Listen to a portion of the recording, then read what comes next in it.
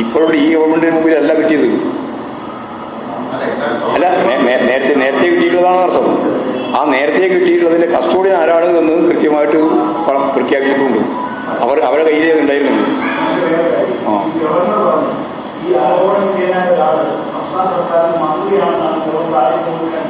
Governor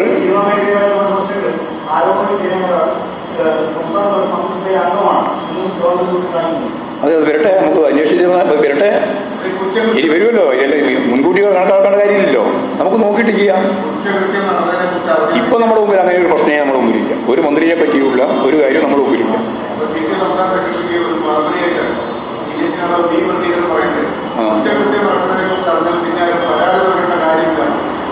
കുറ്റകൃത്യങ്ങൾ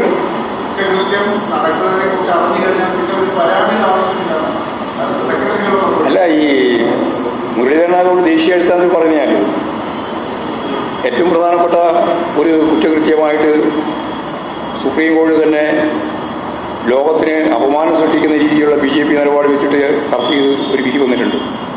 ഏതാ വിധി അറിയാം? ഏതാ ഒരു വിധി? ഒരു 8,000 കോടി രൂപയുടെ വലിയ കഥയാണ് പുറത്തു വന്നത്. ഏതായിരുന്നു അത്? സുപ്രീം കോടതിയുടെ ഒരു വിധി. അതങ്ങനെ മറന്നു പോകാൻ പാടില്ലല്ലോ പെട്ടെന്ന്.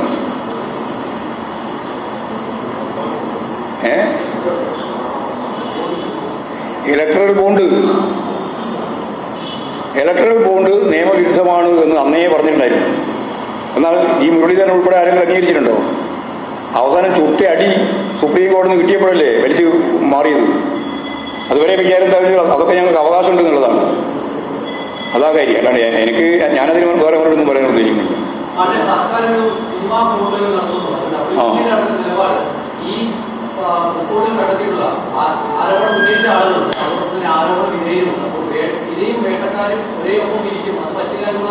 അല്ല, അതൊക്കെ നമ്മൾ ചർച്ച ചെയ്യാമെന്ന്. ആർക്കാണ് ഇതിൻ്റെ അകത്ത്? ഞങ്ങൾക്കൊരു പൊതു നയം സ്വീകരിക്കണമെന്നല്ലേ ഉള്ളൂ.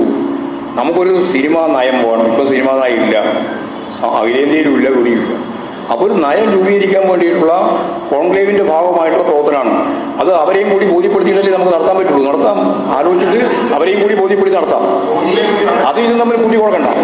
അത് രണ്ടും കൂടി കൂട്ടി കൊടുക്കണ്ട. ആര് പറഞ്ഞത്? അല്ല, പ്രതിപക്ഷം എന്തെല്ലാം തടയും? ഏതെല്ലാം തടയാൻ പുറപ്പെട്ടിട്ടുണ്ട്? വല്ലതും തടഞ്ഞിട്ടുണ്ടോ? വല്ലതും തടയാൻ സാധിച്ചിട്ടുണ്ടോ? ഞാനതിനെ വെല്ലുവിളിക്കാനൊന്നും ഉദ്ദേശിക്കുന്നില്ല. അവർ തടയുമെന്ന് പറഞ്ഞത് ജനാധിപത്യപരമായി കാണാം. അതുകൊണ്ട് അത് ഉൾപ്പെടെ വെച്ച് ചർച്ച ചെയ്ത് ആവശ്യമായ നിലപാട് സ്വീകരിക്കാം. അല്ലാണ്ട് അവരിങ്ങനെ പറഞ്ഞിരിക്കുന്നു അതുകൊണ്ട് ഞങ്ങൾ അത് വേണ്ടാന്ന് നോക്കുന്നു, അത് വേണമെന്ന് നോക്കുന്നു, രണ്ടും എടുക്കണ്ട. നമുക്ക് ചർച്ച ചെയ്തെടുക്കാം. സമയമുണ്ടല്ലോ. ഗവൺമെന്റിനോട് നമുക്ക് പറയാം, നല്ല എല്ലാ വിഭാഗവുമായി യോജിച്ച് ഒരു സിനിമാ നയം രൂപീകരിക്കുന്നതാണ് നല്ലത്. അതിനു വേണ്ടി ഫലപ്രദമായ ചർച്ച വേണം. അപ്പോൾ സ്വാഭാവികമായിട്ട് ഇവരെല്ലാമായിട്ട് ചർച്ച ചെയ്തിരിക്കുക. എന്ന് ഞാൻ പറഞ്ഞില്ല. അതായത് പോലീസിന് ഒരു കേസെടുത്ത് FIR ഇട്ട് നിലപാട് സ്വീകരിക്കേണ്ട അടിസ്ഥാനപരമായ നയമാണ് ഞാൻ പറഞ്ഞത്.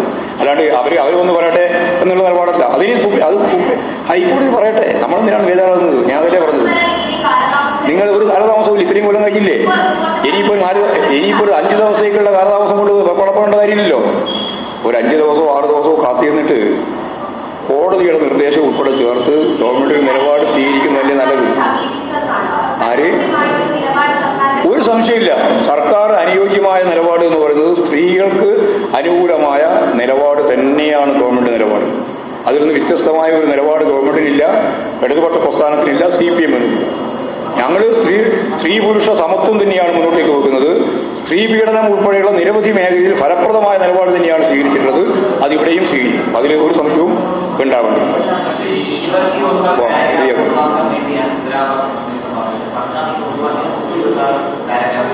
ഏത്?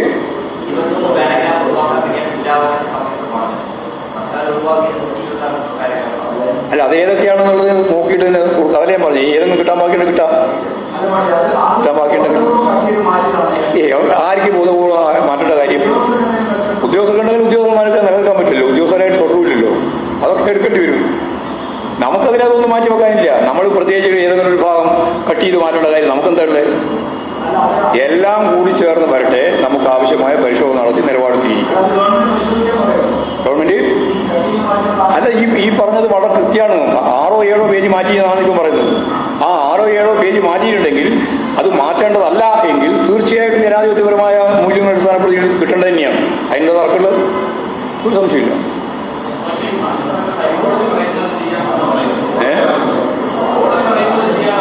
അങ്ങനെയല്ല ഞാൻ പറഞ്ഞത്. ഹൈക്കോടതി ഇതിൽ ഇടപെടുകയും ഹൈക്കോടതി സീൽ വെച്ച കവറിൽ ഈ പരസ്യപ്പെടുത്തതും പരസ്യപ്പെടുത്താതെ ഉൾപ്പെടെയുള്ള മുഴുവൻ കാര്യങ്ങളും ഞങ്ങളുടെ കോടതിയുടെ മുമ്പിൽ വരട്ടെ എന്നവർ പറഞ്ഞു വെച്ചിരിക്കുകയാണ്. അതാ പറഞ്ഞത്. അതറിയിക്കുമല്ലോ, അതിൻ്റെ എവിഡൻറ്റ് കൊടുക്കണം. അത് എവിഡൻറ്റ് കൊടുക്കുമല്ലോ, കൃത്യമായിട്ട് കൊടുക്കും. അത് സ്ത്രീ സുരക്ഷയ്ക്ക് വേണ്ടിയിട്ട് തന്നെയാണ് കൊടുക്കുക. അതിന് സംശയമൊന്നും വേണ്ട. നിയമനിർമ്മാണം ഉൾപ്പെടെ എന്തൊക്കെ വേണോ അതൊക്കെ കൊടുക്കും.